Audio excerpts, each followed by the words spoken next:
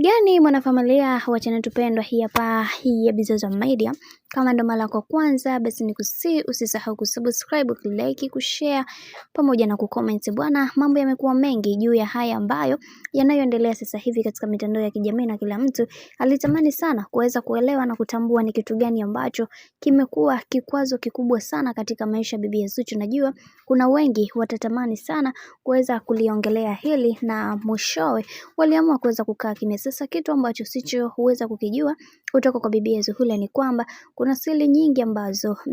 Bibi Zuchu ameamua kuweza kuziweka hadharani kutokana na yale ambayo yamekuwa yakitokea katika mitandao ya kijamii, na leo hii ameweza kukili na kusema kiukweli kuna vitu vingi ambavyo vimeweza kutokea katika maisha yangu, hivyo nitapambana kuweza kuhakikisha kila kitu kinakwenda kuwa sawa, kwa sababu kila mtu anatamani kuweza kuona nikipata amani ya moyo kadri siku zinavyozidi kwenda. Hivyo kwa hiki ambacho kinachoendelea sasa kimewafanya watu wengi waweze kufurahia na kusema kiukweli Mungu aendelee kumsimamia Bibi Zuchu aweze kuwa moja kati ya mwanamke ambaye ni mpambanaji na mwenye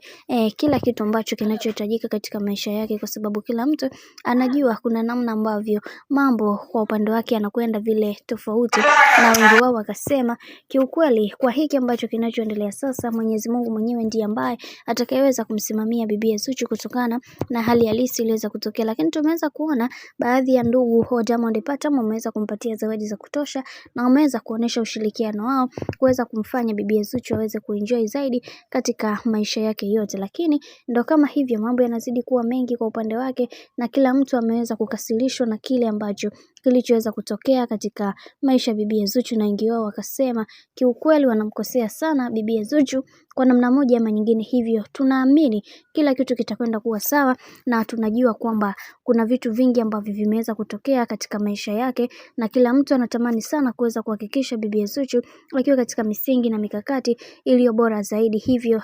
yote tunamuombea kila laheri katika maisha yake yote ambayo anayoanzisha yeye pamoja na bwana mkubwa Diamond Platnumz.